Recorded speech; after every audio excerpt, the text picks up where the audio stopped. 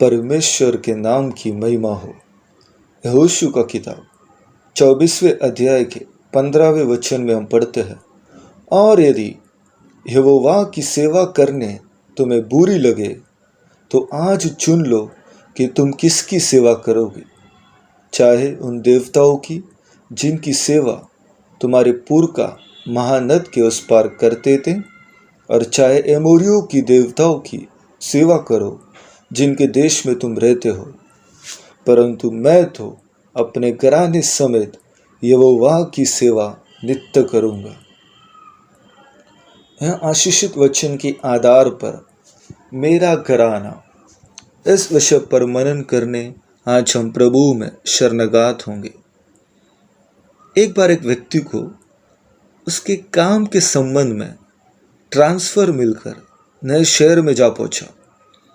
उनको परिवार समेत रहने किराए में एक घर ढूंढते हुए गए, और आखिर में उसके मन को तसल्ली देने वाला एक घर पाकर उस घर के मालिक से बात करते दौरान उन्होंने पूछा, आप कौन कौन इस घर में रहना चाहते हो? यह सवाल सुनकर उन्होंने उत्तर दिया, केवल मेरा परिवार। तो उस घर के मालिक को इस प्रकार वहाँ लगा, मेरा परिवार यानी उनका पत्नी और बच्चे ही होंगे। फिर उस घर के मालिक ने पूछा, आपके परिवार में कौन कौन रहता है?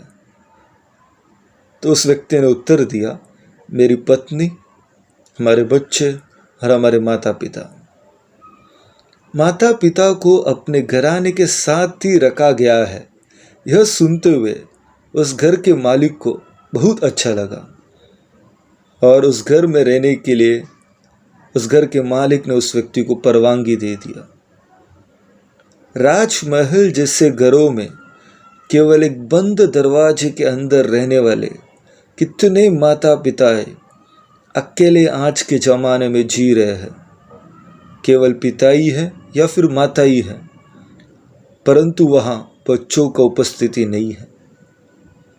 मुझे सुनने वाले लोगों, यह स्मरण कर लो, आज आप आपके माता पिता का देखभाल किस प्रकार कर रहे हो, यह आपके बच्चे ध्यान देते हुए समझकर आने वाले भविष्य में आपके बच्चे भी आपसे वही बर्ताव करेंगे।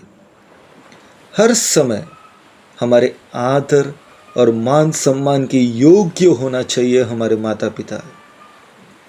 एक परमेश्वर के सेवक ने इस प्रकार लिखा है, कितने ऊंचाई में उड़ने पर भी थकावट दूर करने, विश्राम अनुभव करने के लिए जिस प्रकार पक्षी अपने बसेरे में आती है, एक मनुष्य के लिए सबसे ज़्यादा मुख्य विषय है उसका परिवार अर्थात घर। ये प्रिय लोगों, उनकी जवानी में ही घर छोड़कर बच्चों का पालन पोषण करने, न खाते हुए सोए न सोते हुए मेहनत करते हुए आज जितना चाहा और जितना मांगा उससे अधिक अपने बच्चों को परमेश्वर ने जब आदर देते हुए आशीष किया है, जीवन के अंतिम दिनों में हमारे परिवार के बुजुर्ग, उन्होंने जितना दौड़ा है वो थकावट दूर करने, उनके सारे व्याकुलता को दूर करते हुए थोड़ा सा शांति और समाधान मिलने लायक हमें प्रयत्न करेंगे।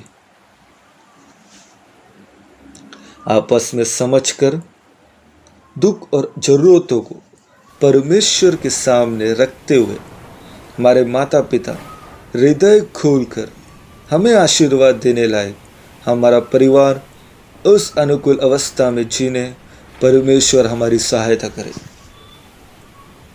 हमारे अपने माता पिता का देखभाल करने, उनके रोग की अवस्था में उनका सहारा बनते हुए इलाज करवाने के लिए जो कुछ भी था सब कुछ बेचकर नौकरी भी खोए हुए अनेक लोगों को मैं जानता हूँ।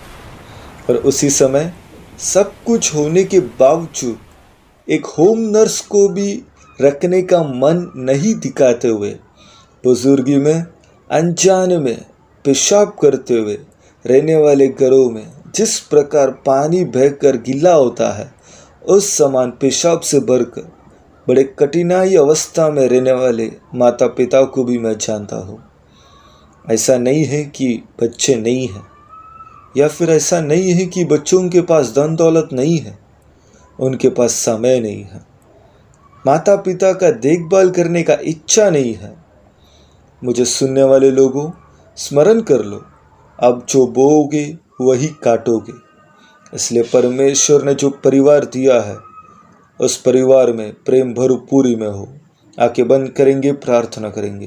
हे पवित्र पिता परमेश्वर, आपने मुझे दान दिए हुए मेरे परिवार देव भक्ति के साथ जीने के लिए, उस प्रकार का एक परिवार होकर परमेश्वर आप यीशु मसीह के द्वारा सहायता करना।